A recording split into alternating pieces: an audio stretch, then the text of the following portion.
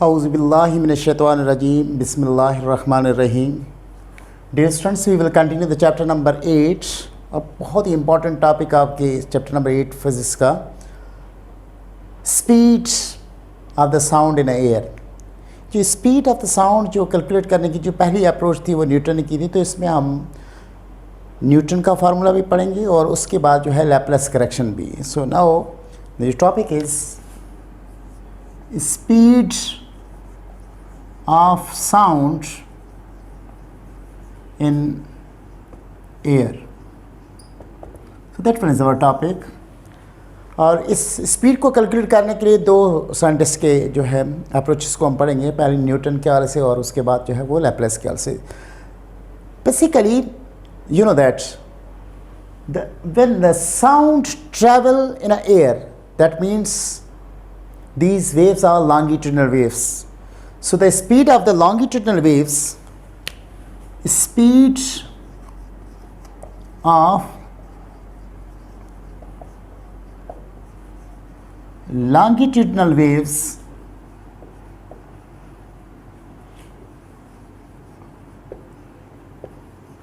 depends upon, यानी जब भी लॉन्गिट्यूडनल वेव्स होते हैं तो उनकी स्पीड जो है वो डिपेंड करती है, depends upon modulus of elasticity, modulus of elasticity and density of medium and density of medium. तो याद रखिएगा, the speed of the longitudinal waves depends on the coefficient of the elasticity, या आप कह सकते हैं modulus of the elasticity and the density of the medium. So जब आप स्पीड का फार्मूला लिखते हैं लॉन्गिट्यूडनल वेव्स का, so v is equal to square root of e over row.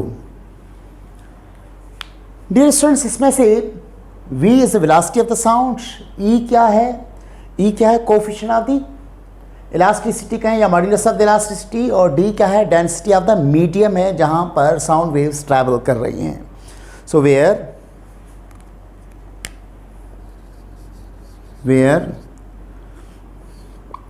E is the modulus of elasticity, modulus of elasticity, and rho is the density of medium, the density of medium.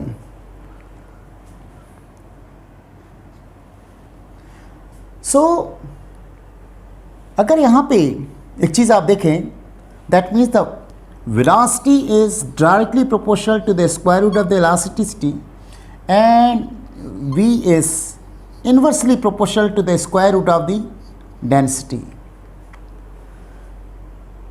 लेकिन एक चीज़ जो यहाँ पे नज़र आ रही है कि density से इन्वर्सली प्रोपोर्शनल है, लेकिन हम प्रीवियस लेक्चर में पढ़ चुके हैं कि सॉलिड में वेलोसिटी ज़्यादा होती है और एयर में वेलोसिटी कम होती है। यहाँ बड़े कंफ्यूज होते हैं हम कि भाई जब ये इन्वर्सली प्रोपोर्शनल, जहाँ डेंसिटी ज़्यादा है, ज़ाहिर है सॉलिड में डेंसिटी ज़्यादा है तो वहाँ वेलोसिटी कम होनी चाहिए। एग्जैक्टली सॉलिड सिर्फ डेंसिटी पे डिपेंड नहीं करता, इलास्टिसिटी पे भी करता है। तो आप याद रखिएगा कि सॉलिड की मॉड्यूलस ऑफ इलास्टिसिटी जो है सॉलिड में वो कहीं ज़्यादा है, बहुत ज़्यादा है, किससे, डेंसिटी के इफेक्ट से। इसीलिए ओवरऑल जो आपके पास वेलोसिटी जो है वो क्या होती है, सॉलिड्स के अंदर क्या होती है, इंक्रीजिंग होती है। कंटिन्यू करें इसी पॉइंट को, तो सबसे पहली बात जो हमें नज़र आ रही है, ये जो फार्मूला आपने लिखा था इन फ्लूइड में, इन फ्लूइड से में क्या मुराद, फ्लूइड का मतलब है लिक्विड एंड गैस। लिक्विड्स में और गैसेस में आपके पास ये जो इलास्टिसिटी है वो बराबर होती है बल्क मॉड्यूलस की। याद रखिएगा कि इलास्टिसिटी किसी भी फ्लूइड के अंदर एट एसटीपी किसके बराबर होती है? बल्क मॉड्यूलस के। और आपको पता है बल्क मॉड्यूलस का फार्मूला क्या होता है? Minus delta P over delta V upon V. That means change in a pressure. ये डेल्टा पी किसको जो कर रहा है? Change in a pressure, the ratio of the change in a pressure to the strain, delta V upon V, change in a volume per unit volume. So basically elasticity का formula आपके पास क्या है? E is equal to B K, B क्या है? Bulk modulus. B इसमें क्या? Where B is called bulk modulus. तो अब आप अगर यहां पे आए कि हमारे पास जो फार्मूला था कि लॉन्गिट्यूडनल वेव्स की स्पीड जो है v, वो बराबर किसके होती है? रेडिकल E ओवर रो की। क्योंकि हमें पता है फ्लूइड में, यानी जहाँ पे गैस, एयर क्या है? गैस है, तो इसमें E किसके बराबर होता है? B के बराबर होता है। और so that means V is equal to, you can write this formula B over rho. So जब आपके पास, ये तो आपके पास हो गया फ्लूइड्स में। फ्लूइड में फार्मूला बेसिकली लॉन्गिट्यूडनल वेव्स की स्पीड का क्या था? V is equal to radical E over rho. क्योंकि हमें पता है इन फ्लूइड E बराबर किसके होती है? बल्क मॉड्यूलस के। तो E की जगह पे हमने क्या रख दिया? Bulk modulus. So this one is the formula in a fluid for the speed of sound. Newton ने कॉन्सेप्ट दिया जिसको Newton's formula for the speed of the sound कहते हैं। According to Newton, Newton's formula, अगर Newton's formula for speed of sound in air. So Newton's formula for the speed of the sound in air, according to Newton,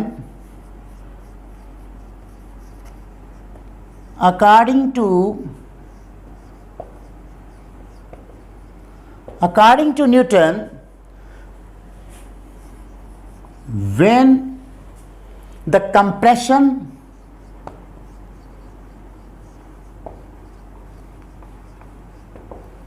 compression and the rarefactions, when the compressions and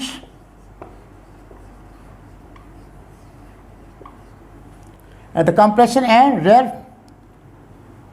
rarefactions, when the compressions and the rarefactions take place, when the compression and the rarefaction take place slowly, then the layers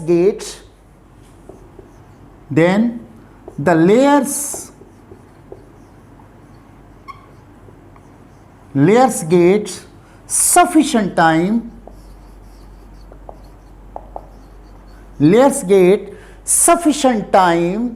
to lose the heat, to lose the heat energy to surroundings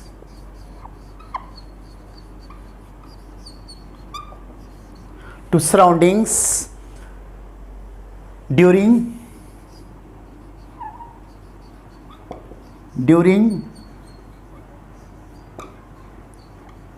compressions and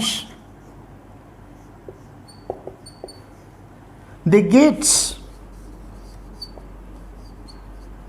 heat energy from surrounding from surroundings, they get heat energy from surroundings during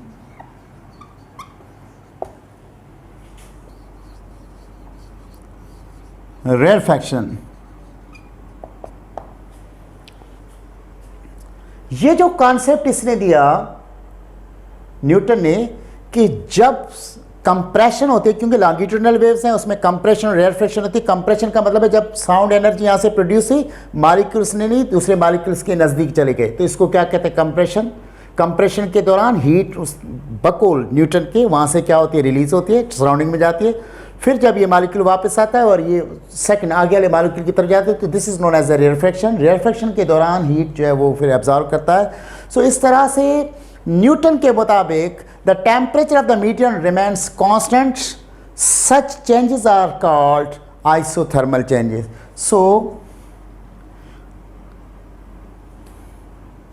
So according to him, the temperature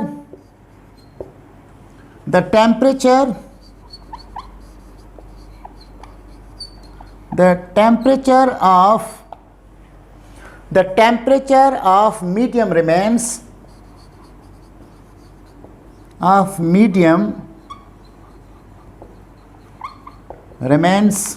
constant. The temperature of the medium remains constant. Such changes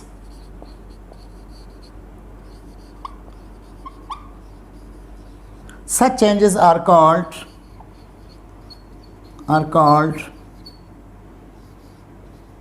isothermal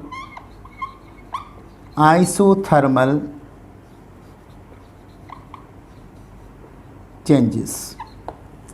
और याद रखिएगा student कि isothermal changes के दौरान in isothermal process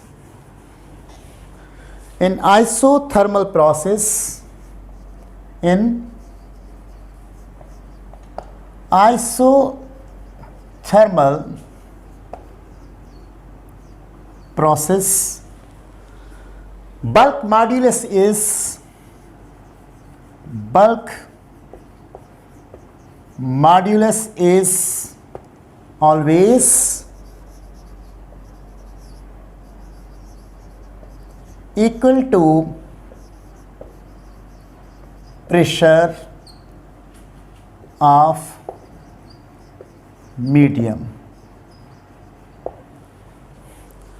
तो dear students, एक बात तो क्लियर हो गई कि न्यूटन के मुताबिक जो साउंड एनर्जी एयर में ट्रैवल करती है एज ए लॉन्गिट्यूडनल वेव्स, इसमें कंप्रेशन होती है और रेयरफेक्शन होती है। कंप्रेशन के दौरान हीट लूज करती है और रेयरफेक्शन के दौरान एब्जॉर्ब करती है। बकौल न्यूटन के जो मीडियम है उसका टेम्परेचर कांस्टेंट रहता है। सो ऐसी चेंजेस को हम क्या कहते हैं, आइसोथर्मल चेंजेस कहते हैं। और आइसोथर्मल चेंजेस के मुताबिक अब यहाँ पे जब हम आए, आइसोथर्मल प्रोसेस में होता क्या है कि जो बल्क मॉड्यूलस, जो अभी हमने थोड़ी देर पहले पढ़ा था, बल्क मॉड्यूलस जो है वो हमेशा बराबर किसके हो जाता है, आपके पास is always equal to the pressure of the medium. इसका मतलब है ये जो इलेक्ट्रिक इंटेंसिटी जिसको हमने कहा था, ये जो है इलास्टिसिटी जो किसके बराबर थी, बल्क मॉड्यूलस के, और वो किसके बराबर है, प्रेशर के।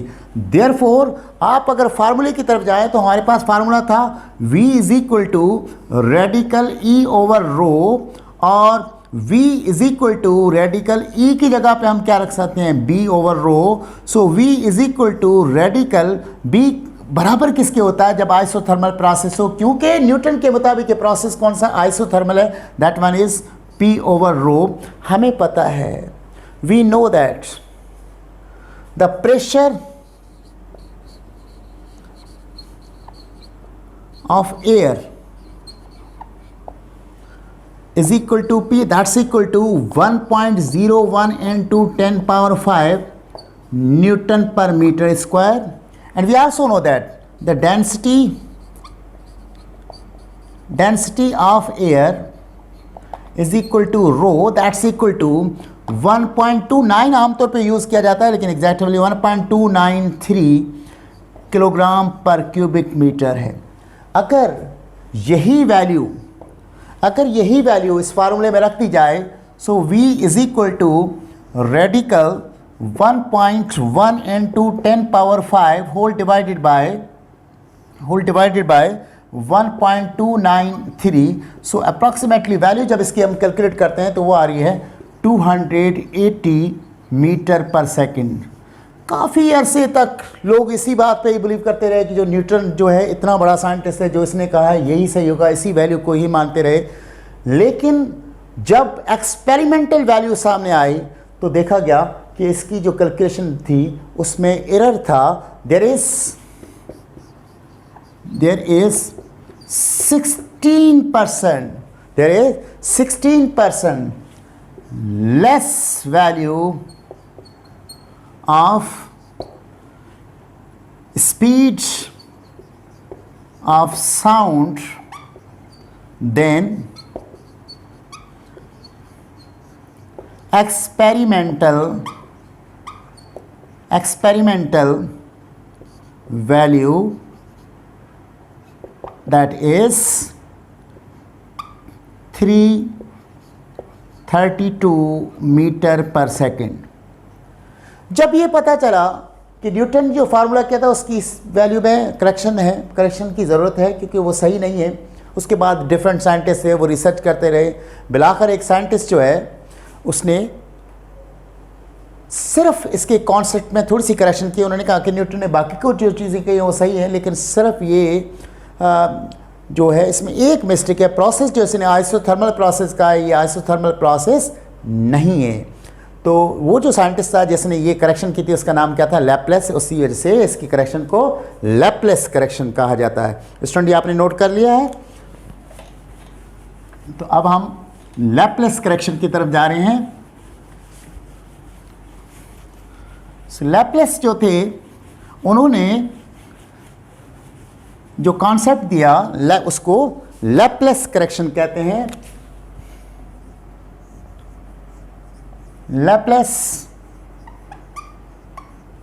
करेक्शन, लैप्लेस ने क्या कहा? Laplace suggested that the compression and the rarefactions take place so quickly that the layers do not have the sufficient time to lose the heat to the surroundings during the compression and to gain the heat from the surroundings during the rarefaction, hence the changes are adiabatic। तो आप देखें Laplace ने क्या कहा कि ये isothermal process नहीं है बल्कि ये क्या है? एडियाबैटिक प्रोसेस है। क्या कहा उसने करेक्शन क्या की? Laplace suggested that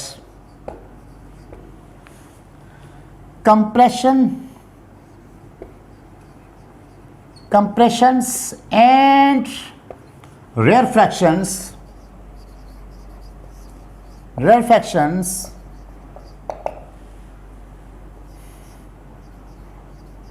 during sound waves traveling in air are so quickly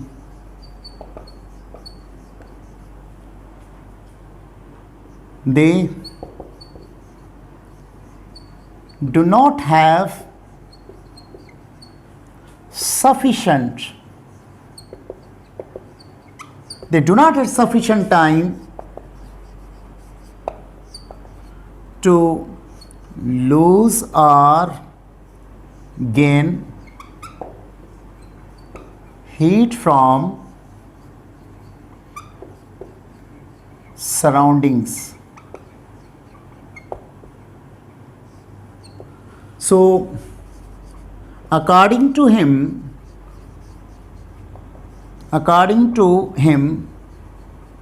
this change is an adiabatic change, dear student, जब आपने याद होगा अभी अभी हमने पढ़ा कि जब आइसोथर्मल चेंज होती है तो बल्क मॉड्यूलस जो आपका है वो किसके बराबर था, किसके बराबर था, प्रेशर के। लेकिन जब आपकी चेंज जो है वो अगर डायबिटिक चेंज होती है तो बल्क मॉड्यूलस जो है वो गामा टाइम्स प्रेशर के होता है। तो इसने करेक्शन क्या की थी, इसने कहा कि this elasticity which is equal to the bulk modulus which is not equal to pressure but this one is gamma times the pressure. तो आप अब अगर इसी फार्मूले में जो स्पीड ऑफ साउंड का फार्मूला है या speed of any longitudinal waves का फार्मूला है उसमें अगर इस वैल्यू को हम पुट करेंगे, what was the formula dear students, that was the v is equal to radical e over रो। अब अगर यहाँ पे e की जगह पे b रख दिया जाए क्योंकि ये बराबर किसके होता है, v is equal to radical b over rho, so v is equal to, क्योंकि डायबिटिक प्रोसेस में b किसके बराबर होता है, गामा p ओवर रो के। So that one is the formula for the Laplace, that's known as Laplace correction or Laplace formula. तो dear students यहाँ पे आपके पास प्रेशर एग्जैक्टली वही एटमॉस्फेरिक प्रेशर है, एयर में से ट्रैवल कर रही है, डेंसिटी भी है, लेकिन एक चीज नहीं आ गई gamma, where gamma is the ratio of specific heats. That means gamma is equal to Cp over Cv।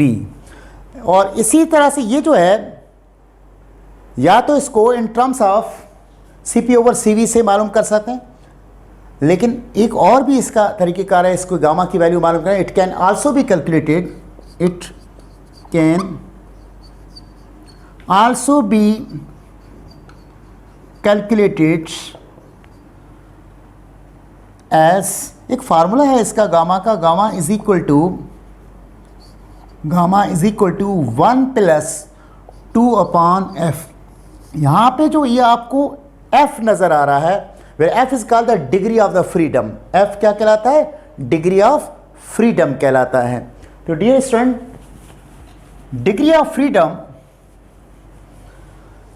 की अगर हम बात करें, सो ये एफ इज इक्वल टू 3 के होता है जब कोई गैस मोनो एटॉमिक गैस हो। क्या हो, मोनो एटॉमिक गैस हो।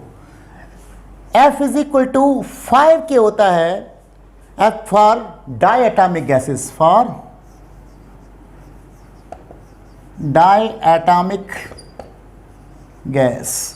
अगर गैस कोई डाई एटॉमिक है तो F, ये डिग्री ऑफ फ्रीडम की वैल्यू क्या हो जाएगी, 5। इसी तरह से F इज इक्वल टू 6 होता है फॉर पॉली एटॉमिक गैस, क्योंकि जब एक से ज़्यादा गैस होती है, उसके एटम्स मौजूद होते हैं, तो उसको हम क्या कहते हैं, पॉली एटॉमिक गैसेस कहते हैं। अब एक बात जो समझने वाली है कि जो एयर में से स्पीड है, एयर में तो बहुत सी गैसेस हैं, इसे होना तो पॉली एटॉमिक चाहिए था लेकिन नहीं है, क्योंकि उसमें मेजर पार्ट जो है वो है नाइट्रोजन का, और नाइट्रोजन क्या है, डायएटॉमिक है, इसलिए एयर को क्या समझा जाता है, डायएटॉमिक गैस। तो एयर के अंदर अगर गामा की वैल्यू हमने मालूम करनी हो तो 1 प्लस 2 अपॉन एफ, डायएटॉमिक गैस होने की वजह से यहाँ पे क्या रखेंगे, 5 रखेंगे। So gamma is equal to 1 plus, अगर यहाँ पे करेंगे तो ये 0.4 हो जाएगा, that's why gamma is equal to 1.4। So gamma की वैल्यू हम क्या यूज़ करेंगे इसमें, 1.4। सो डियर स्टूडेंट्स, अब अगर आप आ जाएं स्पीड पे, so by Laplace, so v is equal to radical gamma p over rho है। So v is equal to gamma की जगह पे 1.4 आ गया, प्रेशर इज 1.01 इंटू 10 पावर 5 हो गया, एंड दिस वन इज़ 1.293। इस पूरे को जब आप कैलकुलेट करते हैं तो अप्रॉक्सीमेट वैल्यू जो है वो आ जाती है 333 metre per second, which is very close to the actual value, or you may say the experimental value, और वो experimental value v क्या है 332 मीटर पर सेकंड है। इस तरह से लैप्लेस की करेक्शन को जो है उसके मुताबिक हम साउंड की स्पीड को कैलकुलेट करते हैं। दैट वन इज 332 मीटर पर second. Thank you very much. और ये आज का टॉपिक था हमारा speed of sound in air. पहली अप्रोच न्यूटन ने की थी, और न्यूटन ने जिस प्रोसेस में से की थी उसकी इक्वेशन के मुताबिक आइसोथर्मल प्रोसेस है, और उसने जो कैलकुलेटेड वैल्यू की थी वो थी 280 मीटर पर सेकेंड।